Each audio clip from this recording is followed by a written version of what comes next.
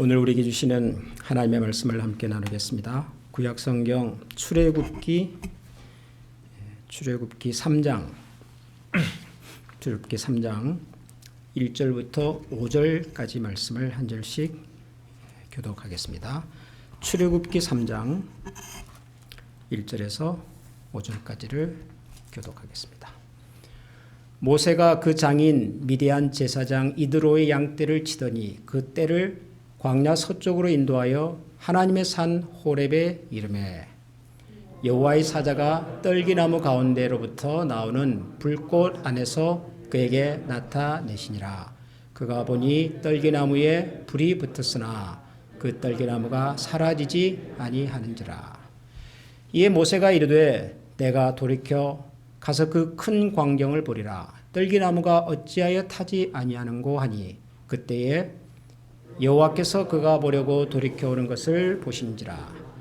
하나님이 떨기나무 가운데에서 그를 불러 이르시되 모세야 모세야 하시매 그가 이르되 내가 여기 다 같이 읽겠습니다. 하나님이 이르시되 이리로 가까이 오지 말라. 네가 선 곳은 거룩한 땅이니 네 발에서 신을 벗으라. 아멘. 전 세계 유대인들에게 당신이 가장 존경하는 성경의 인물이 누굽니까?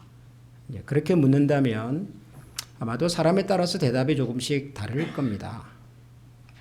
우선 제일 많이 등장할 수 있는 이름은 아브라함이겠죠. 이스라엘 민족의 시작이니까요. 아브라함은 한국 사람 같으면은 어떤 분에게 비유를 해야 될지 모르겠습니다.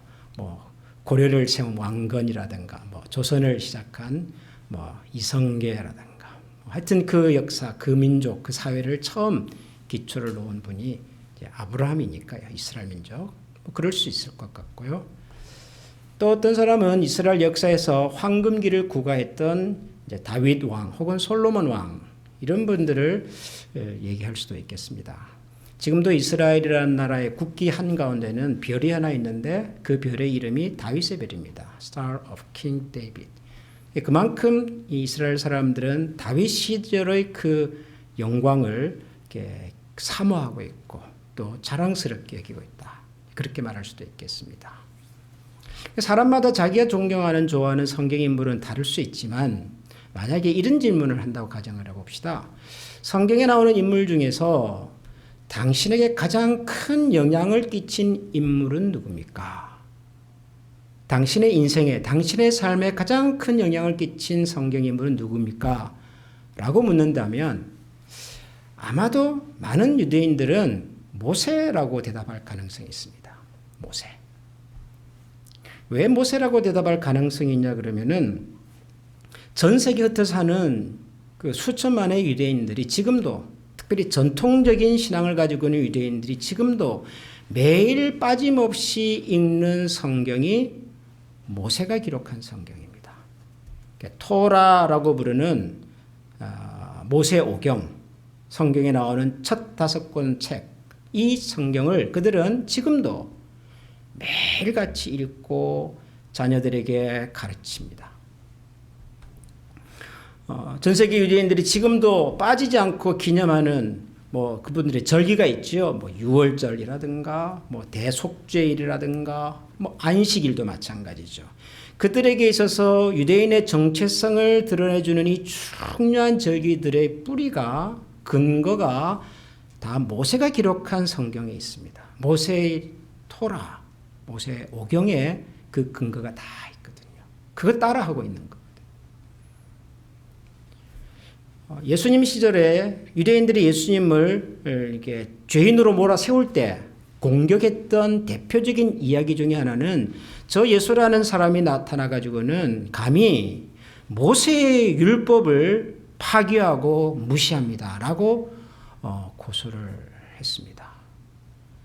그들이 생명처럼 여기는 모세의 율법을 따르지 않고 그것을 거부하고 혹은 파괴한다고 주장을 했던 거죠. 물론 사실은 아니지만 그러니까 예수라고 하는 분을 죄인으로 몰아세우기에 아주 적합한 강력한 근거가 모세의 율법을 가지고 얘기하는 거였단 말이죠. 그만큼 모세는 그리고 모세가 쓴 이 5권의 성경 토라라고 하는 이 5권의 성경은 지금도 전 세계 유대인들에게 가장 강력한 영향을 끼치고 있는 성경입니다. 그래서 이렇게 성경을 읽어보면 모세라고 하는 분에 대한 얘기가 참 많이 등장을 하지요. 예수님께서 그 변화산에서 아주 신비로운 모습으로 변화가 되었을 때 그 환상 가운데 등장했던 중요한 인물 중에 한 분도 모세지요, 모세. 구약의 선지자들이 나중에 어떤 훌륭한 선지자가 한번 등장할 건데 그분을 우리를 구원해 주실 거다. 고통 가운데서 신음 가운데서 우리를 건져줄 거다라고 말을 할 때 뭐라고 표현하냐 그러면은 모세 같은 선지자가 나온다. 그런 표현도 떴습니다. 그러니까 이 모세라고 하는 이름은 성경에서 정말 중요합니다. 그런데 여러분, 모세를 있게 한 사건은 뭐죠? 우리가 알고 있는 모세를 성경이 소개하는 결정적인 사건은 출애굽이죠. 출애굽 사건입니다. 그리고 그 출애굽기를 기록한 책이 출애굽기라고 하는 성경이에요. 출애굽의 역사를 기록한 책입니다. 여러분 출애굽기 읽어보셨죠?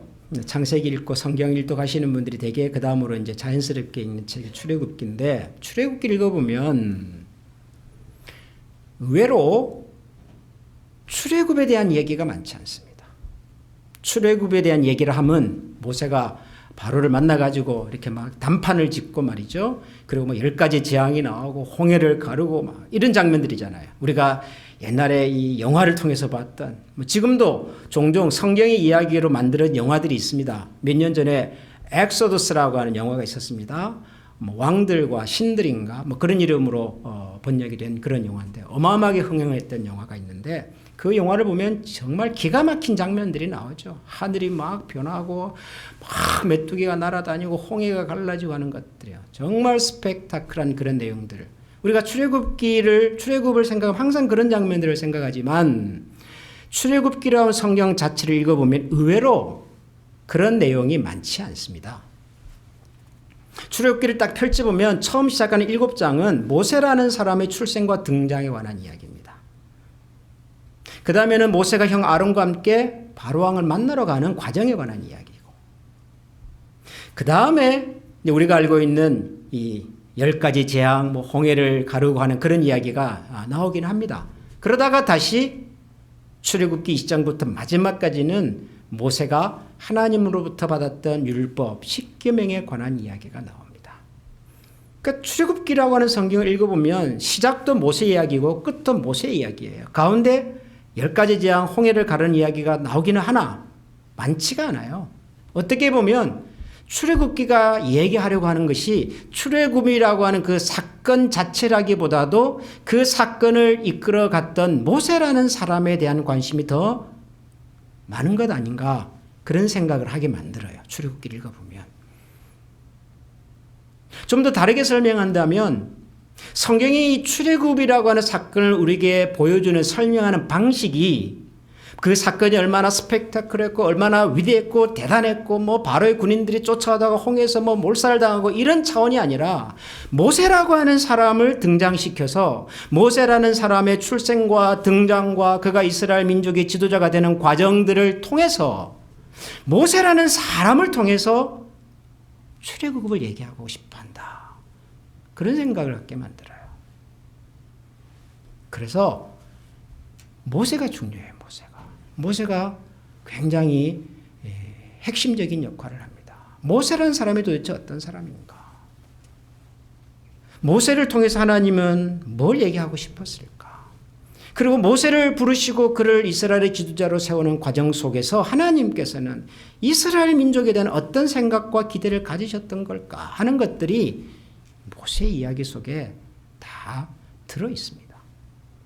그래서 저는 이 모세에 관한 얘기를 여러분들과 좀 나누어 보려고 합니다. 늘 드리지만은 너무 싱거운 얘기입니다. 이때까지 했던 뭐 아브라함 얘기도 그렇고 뭐 야곱 이야기도 그렇고 요셉 얘기도 그렇고 다 우리가 익숙하게 아는 이야기인데 이제 그 익숙한 이야기 또 하나를 제가 하려고 합니다. 모세.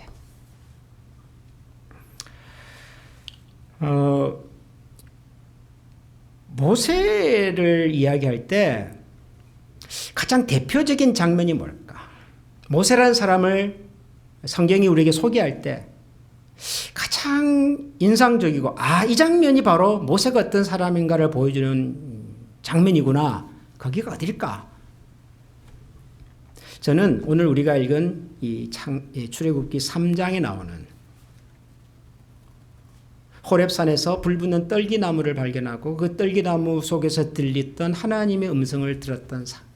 이게 모세가 어떤 사람인지를 또 모세를 통해서 하나님이 풀어가려고 하는 출애굽 사건이 어떤 의미인지를 보여주는 가장 핵심적인 장면이겠구나. 그런 생각이 들었습니다. 그래서 오늘 여러분들과 함께 이 출애굽기 3장을 같이 좀 읽었는데요. 우선 3장 1절과 2절 한번 볼까요? 모세가 그의 장인 미디안 제사장 이드로의 양떼를 치더니 그 떼를 광야 서쪽으로 인도하여 하나님의 산 호렙에 이르매 여호와의 사자가 떨기나무 가운데로부터 나오는 불꽃 안에서 그에게 나타나시니라. 그가 보니 떨기나무에 불이 붙었으나 그 떨기나무가 사라지지 아니하는지라. 모세가 양떼를 몰고 가다가 호렙산이라고 하는 곳에 도착을 했는데 그 산에서 불붙는 떨기나무를 하나 발견을 했다. 이게 좀 이상하다라고 생각을 해서 가까이 다가갔더니 그 불붙는 떨기나무 속에서 음성이 하나 들린 거죠. 하나님의 사자가, 하나님의 음성이 들렸다라고 하는 설명입니다. 우리가 이 내용을 쭉 읽으면은 가장 먼저 연상되는 것이 불붙는 떨기나무예요. 그렇죠? 불붙는 떨기나무에 대해서 그래서 책도 많은 목사님들이 쓰셨고 설교도 많이 하셨고 저도 아주 인상적으로 지금도 기억이 나는 그런 설교도 있긴 합니다. 불붙는 떨기나무. 신기하잖아요. 일단 나무에 불이 붙었는데 나무가 타지 않는다. 그런데 사실은 불붙는 떨기나무가 그렇게 특별한 것은 아닙니다. 왜냐하면 미디안이라고 하는 광야는 비가 잘 오지 않고 아주 건조한 땅입니다. 비가 잘 오지 않고 건조한 땅에서 자라는 나무들은 대개 메마른 나무들입니다. 메마른 나무 가지들이 바람이 불거나 어떤 이유 때문에 서로 부딪히고 스치면 자연적으로 불꽃이 생기기도 해요. 캘리포니아가 매년 산불이 크게 일어나지 않습니까? 누가 사람이 가서 불을 지른 게 아니에요. 자연발화예요. 자연발화. 저 동네가 사막이다 보니까 나무가 건조하고 바람이 많이 불고 가뭄이 오래되면요 서로 나무끼리 부딪혀가지고 불이 생기는 거예요. 미디안 광야에서 불붙는 떨기나무를 보는 것은 적어도 광야에서 40년을 살아온 모세에게는 그렇게 특별한 일은 아니에요. 자주 있는 일은 아니지만 일어날 수 있는 가끔 보았던 장면입니다.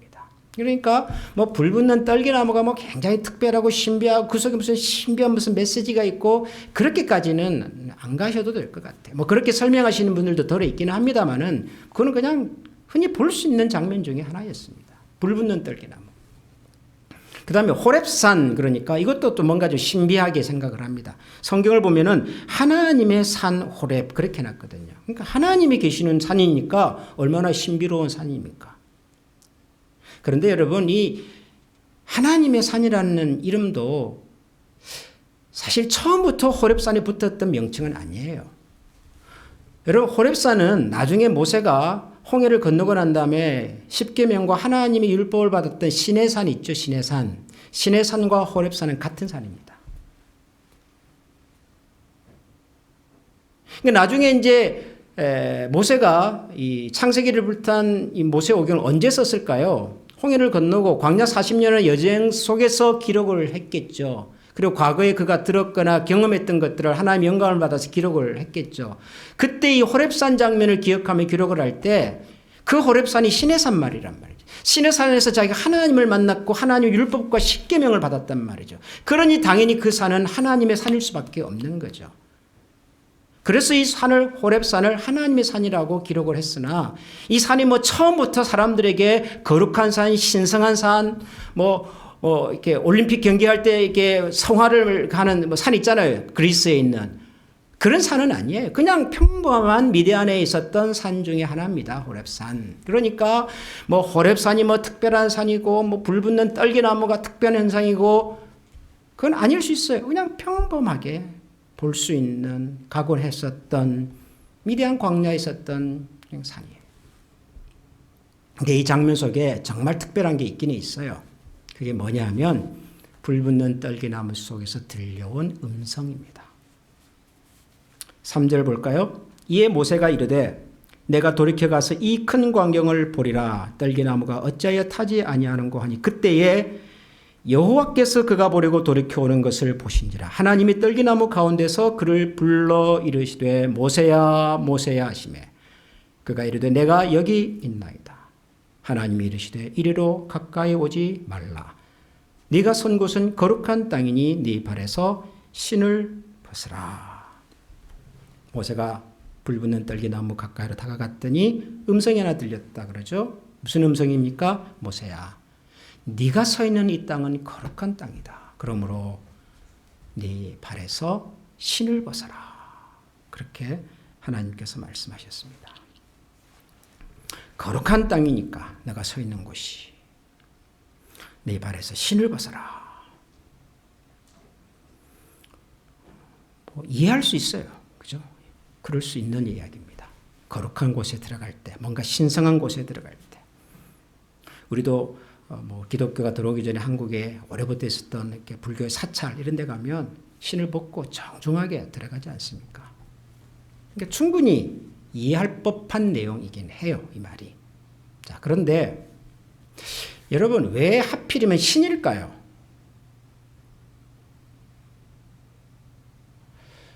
한번 상상을 해봅시다. 광야에서 양을 치는 목자입니다, 지금. 목자가 들판에서 양을 치러 다닐 때 갖추어야 했을 복장을 한번 상상을 해보십시다, 여러분. 우선 머리에는 이렇게 강력한 태양빛을 가릴 수 있는 긴 두루마리 같은 것을 걸치고 있었겠죠. 두건 같은 거, 그죠? 흔히 우리가 볼 수 있는. 그 다음 옷은 온몸을 감싸는 그야말로 두루마기 같은 긴 옷을 또 걸치고 있었겠죠. 이 옷은 낮에는 자기 몸을 보호하지만 밤에는 추워지니까 이 사막이 일교차가 심하지 않습니까? 그러니까 목동들이 밤에는 이불 삼아 덮을 수 있는 그런 옷이었습니다. 굉장히 중요한 옷이죠. 그 다음에 목자들이 항상 가지고 다니는 게 있죠. 지팡이, 그리고 가끔 몽둥이, 그런 것도 있었을 거고요. 물병도 있었을 거고, 물론 신발도 신었겠죠. 양떼를 치는 목자가 갖추어야 할 여러 가지 것들이 있었을 거라고요. 그런데 왜 하필이면 신이었을까요? 신을 벗으라고 했을까요? 네 머리에 있는 두건을 벗어라. 뭐 그럴 수도 있을 거예요. 너를 감싸고 있는 보호하고 있는 옷을 벗어라. 뭐 그럴 수도 있잖아요. 네 허리를 묶고 있는 끈을 풀어라. 그럴 수도 있잖아요. 근데 왜 하필이면 신을 벗어라. 왜 그랬을까요, 여러분? 도대체 신을 벗는다는 것은 무슨 의미일까요?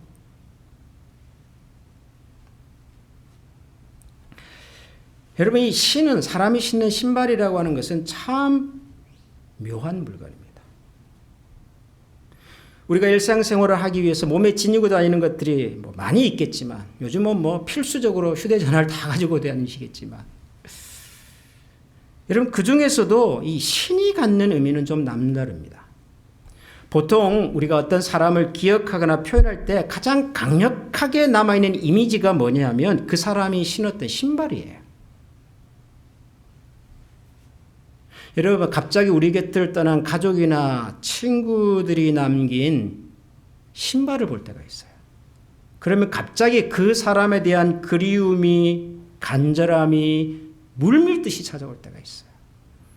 장갑이나 모자나 이런 거는 그냥 물건 같은데 유독 신을 보면은요, 그냥 그 사람 자체가 생각이 나고 그 사람 자체가 느껴지고 막 그래요. 제가 한국에서 목회를 할 때 저희 교회에 이제 갑자기 남편을 잃은 여집사님이 계셨어요. 서울에서 근무를 하시다가 지방 발령을 받았는데 발령받은 그날 토요일 날 수영장에서 수영하시다가 그냥 갑자기 이해도 안 되고 설명도 안 되고 아무리 신앙이 있고 없고를 떠나서 말이 안 되는 상황이니까요. 어제 같이 예배 드렸거든요. 저랑 같이. 그런데 토요일 날 오후에 연락을 받은 거예요. 저도. 놀라고. 근데 그 집사님께서요, 무려 3년 동안 남편 신발을 아파트 현관에서 치우지를 않으셨대요. 신발만 보면 남편이 마치 집 안에 있는 것 같아서. 잊을 수가 없으니까. 여러분, 신이 좀 그래요. 신이라고 하는 것은 그 사람의 존재, 그 사람의 인생을 고스란히 담고 있는 물건 같습니다. 그래서 우리가 신을 벗는다고 하는 것은 그냥 단순히 내 발에서 신을 벗겨낸다가 아니라 뭔가 깊은 의미가 좀 담겨 있을 때가 있어요. 그 사람의 인생을 벗는다. 그런 느낌으로 다가올 때가 있어요. 안타까운 일이긴 하지만은 가끔 스스로 자신의 인생을 정리하시는 분들이 있잖아요. 그런 분들이 마지막으로 하는 행동이 뭐냐 하면 자기가 신었던 신발을 고스란히 벗어두고 가요. 한평생 살아왔던, 나를 지탱해왔던, 내가 의지했던, 내가 딛고 서 있었던 물건을 벗어두고 가는 거죠. 신이 참 묘해요. 그래서 뿐만 아니라 신은 새로운 세상으로 들어간다는 의미도 있어요. 우리가 뭔가 신성한 종교 시설로 들어갈 때 신을 벗고 들어갈 때가 많고요. 이스라엘 사람들이 누군가 집을 방문했을 때 제일 먼저 신을 벗고 들어가잖아요. 그러면 집주인이 가장 먼저 하는 예우가 뭐죠? 발을 닦아주는 거라고요. 제가 언젠가 이 카톨릭 그 신학교를 졸업한 학생들이 이제 사제 서품을 받는 장면을 본 적이 있습니다. 카톨릭 교회에서 사제 서품을 받는 그 예식은 미사는요, 7가지 중요한 성사 중에 하나입니다. 세크라멘트 중에 하나. 굉장히 중요해요. 그래서 이걸 일반에 공개를 안 합니다. 이것은 아주 신성한 미사이기 때문에. 근데 어떻게 그 장면을 영상으로 제가 볼 수 있는 기회가 있었습니다. 제가 그 장면을 유심히 보다가 아주 충격적인 장면을 하나 봤습니다. 앞에 이제 사제 서품을 받는 신학생들이 앉아 있다가 앞으로 다 나옵니다. 그러면 그분들에게 안수해서 기도를 하는데요. 근데 이분들이 강단으로 오시기 전에 신발을 벗더라고요.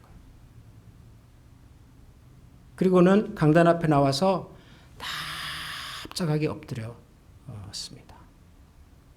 마치 십자가 모양으로 땅바닥을 향해서. 제가 그 광경을 보면서 몸에 전율을 느꼈어요. 아무런 설명이 없는데, 아무런 말도 안 했는데 그 장면 하나가 이게 뭔가를 알겠더라고요. 제가. 이제는 내가 살던 이 세상을 떠나서 하나님의 세계, 하나님의 세상으로 들어가겠습니다. 그리고 그 첫 시작이 바로 신을 벗는 것이었어요. 하나님께서 지금 모세에게 하신 말씀이 바로 그런 것이 아니었을까. 네가 서 있는 곳은 거룩한 땅이니 네 발에서 신을 벗어라. Remove your sandal from your feet. You are standing on holy ground. 너는 지금 standing on holy ground이다. 그러니까 네가 이때까지 standing on 해왔던 것을 떠나보내라. 벗어라. 그런 이야기였던 거죠, 이게. 앞으로 모세가 해야 할 일은 그가 한평생 의지하고 자기의 존재를 담아냈던 그 신을 벗어야 비로소 가능한 일이라는 거죠. 애굽의 왕자로 40년을 살았잖아요. 애굽은 그 당대 최고의 권력, 최고의 문화, 최고 영광을 구가하던 나라 아닙니까? 그 나라의 왕자로 살았어요. 얼마나 휘황찬란하게 살았겠냐고요. 애굽의 왕자로서 40년 살았던 너의 경륜과 경험과 배움 가지고 할 수 있는 일이 아니다라고 하는 것을 하나님께서 가르쳐 주시는 거예요. 네가 미대한 광야 와서 지난 40년 동안 양떼를 치면서 겪고 경험했던 광야에서의 삶의 노하우, 경험, 이런 것으로 하는 것도 아니라는 것을 얘기를 하는 거예요. 여러분, 이때 모세의 나이가 몇 살이죠? 몇 살입니까? 이때 모세가 몇 살 때 하나님을 만나죠? 80. 지금도 80이면 적은 나이가 아니신데요. 그 당시에 80이면 뭐 죄송한 표현이지만 뭔가 새 일을 할 때가 아니라 이제는 정리할 때죠. 정리할 때. 무슨 일을 하겠습니까? 80의 노구가. 결혼도 했어요. 미디안에 와서 아내도 만났고 자식들도 낳았고 아마 손주도 있었겠지요. 그럼 지금 모세가 할 수 있는 일은 손주들 보면서 하루하루를 행복하게 손주들 자라는 낙으로 그런 모세를 하나님이 찾아오시는 거예요. 그리고는 네 발에서 신을 벗어라. 네가 이때까지 살아왔던 내 삶의 뿌리를 근거를 벗고 하나님께서 모세를 통해서 하고자 하는 그 일을 그 세계로 이제 들어가자 같이. 여러분 우리가 어떤 세상을 살아왔든지 간에 하나님께서 하시고자 하는 새로운 세상과 새로운 세계로 들어가기 위해서는 가장 먼저 해야 할 것이 내 인생에 신을 벗는 것입니다. 내가 신고 왔던 나를 지탱해 줬던 나라는 인격을 고스란히 담아왔던 그 신을 그대로 신고서 하나님의 세계에서 하나님의 일을 할 수는 없는 거죠.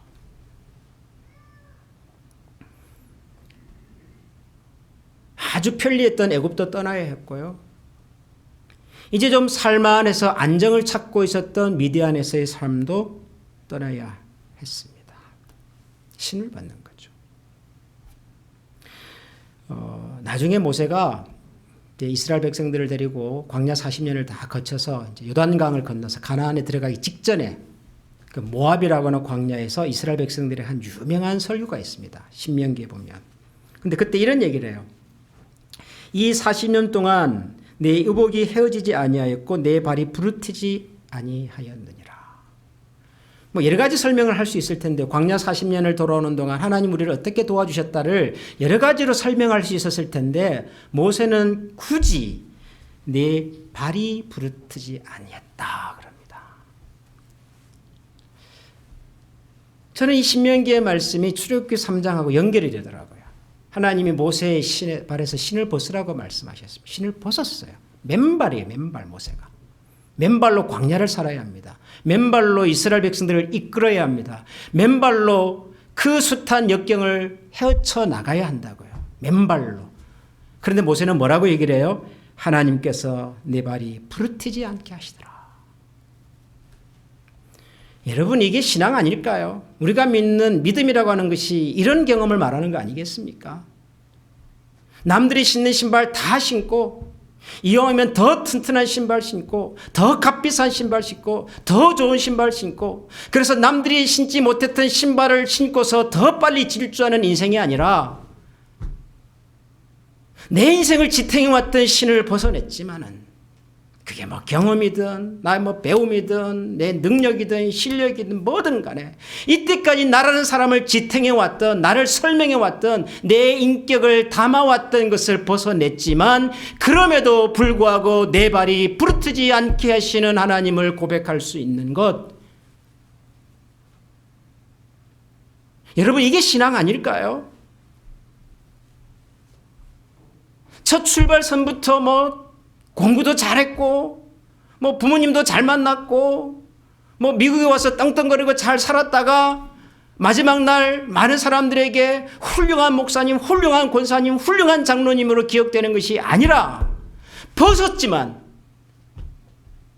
내가 서 있는 땅은 거룩한 땅이기 때문에 내가 앞으로 너와 함께 만들어 가려고 하는 일이 거룩한 세상의 일이기 때문에 너가 서 있는 그 땅을 떠나라, 벗어라. Remove your shoes, sandal from your feet, because you are standing on the holy ground. 그게 신앙 아닐까요? 그게. 저는 우리가 이런 믿음으로 살 수 있는 사람들이 되기를 간절히 소원합니다. 출애굽기가 뭡니까, 여러분? 출애굽기가 뭐 엄청난 사람들이 뭐 홍해를 건너고 광야를 건너고 이게 다 무슨 얘기예요? 무슨 얘기? 떠났어요. 떠났는데 하나님께서 우리를 향하여 기가 막힌 세상을 예비해 두셨고 거기까지 가는 여정, 과정, 이게 성경이 우리에게 보여주는 출애굽의 이야기 아니겠습니까? 모세의 이야기가 그런 이야기고 우리도 모세와 같이 출애굽을 경험하면서 출애굽의 산증이 되기를 기대하는 마음이 있는 거죠. 사랑하는 우리 한미가족 여러분, 우리가 믿고 의지했던 것들을 벗고 그 자리를 하나님에 대한 믿음과 사랑으로 채우십시다. 하나님에 대한 신뢰로 채우십시다. 그래서 하나님의 거룩한 사람으로 그리고 하나님의 거룩한 세상으로 새롭게 들어가는 그런 우리 모두가 될 수 있기를 주님의 이름으로 간절히 축원합니다. 우리 시간에 잠깐 기도하십시다. 우리 오늘 이 시간 하나님 앞에 서 있습니다. 비록 이곳에 불붙는 떨기나무는 없지만 이곳이 호렙산은 아닐 수도 있지만 그러나 우리가 늘 경험하고 늘 다니고 늘 생각하는 이 현장 속에 하나님은 우리를 찾아오십니다. 그리고 우리를 부르시지요. 모세야 모세야. 하나님께서 오늘 여러분들에게 찾아오셔서 여러분을 부르실 때 우리가 하나님 앞에서 벗어내드려야 할 내 삶의 신은 무엇일까? 내가 하나님의 새로운 세상으로 새로운 역사로 하나님과 함께 그 일을 만들어가기 위해서 내가 벗어내야 할 내 삶의 신은 무엇일까? 여러분 이 시간 우리가 벗어야 할 우리 삶의 신을 생각해보고 두렵지만 주저되지만 아직까지 자신이 없지만 모세를 부르신 하나님 앞에서 예 하나님 제가 여기 있습니다. 제 삶의 신을 벗어내겠습니다.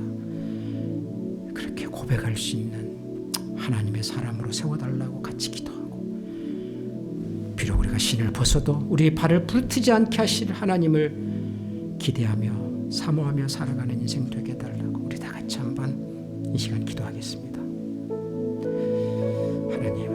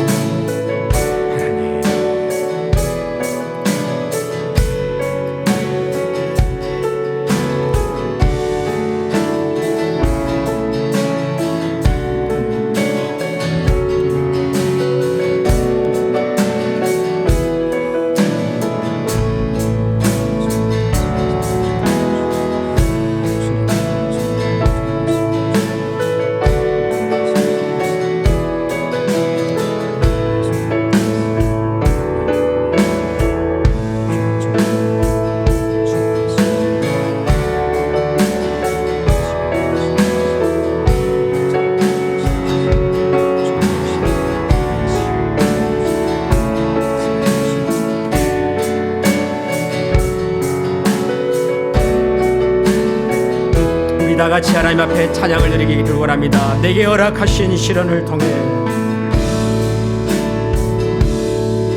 내게 허락하신 시련을 통해 나의 믿음 너무 강하게 자라나고 험한 산과 눈짝이 지나는 동안 주께 허락한 나를 이끄시네.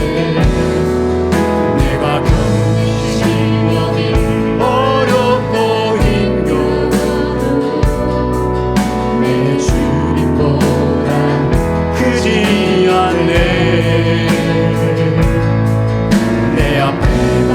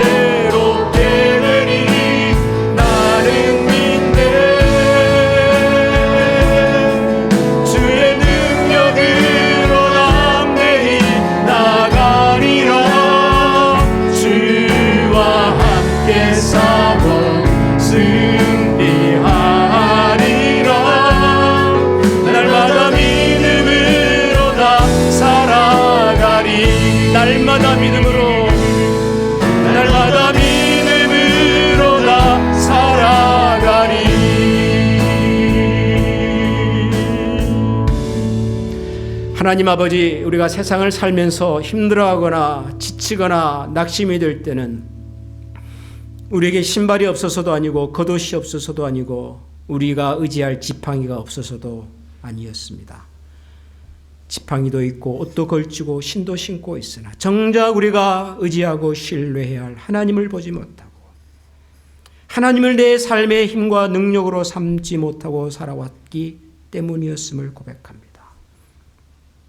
그러므로 하나님 이후로 우리가 세상을 살아갈 때 우리가 신고 있는 신을 발에서 벗어낼지언정 하나님을 떠나지 않고 하나님을 외면하지 않고 하나님의 음성과 부르심 앞에서 기쁨으로 주 앞에 한 걸음 더 다가갈 수 있는 저희들이 되게 하여 주시옵소서. 우리가 겪는 시험이 아무리 어렵고 힘겨워도 우리 주님보다 크지 않다는 것을 저희들이 확실히 알게 하여 주시고, 설령 우리 앞에 바다가 갈라지지 않더라도, 설령 우리 앞에 광야가 놓여있다 할지라도 그 바다에 길을 내시고 그 광야를 통하여 우리의 발을 부르트지 않게 하실 하나님을 기억하고 신뢰하며 의지하며 주님과 더불어 걸어가는 저희 모든 하나님의 자녀들 되게 하여 주옵소서.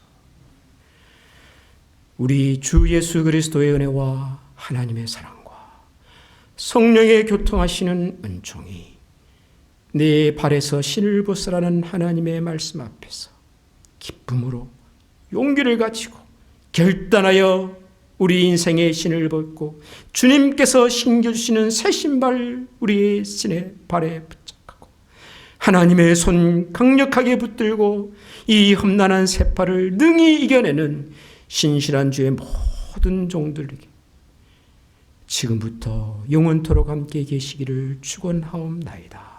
아멘.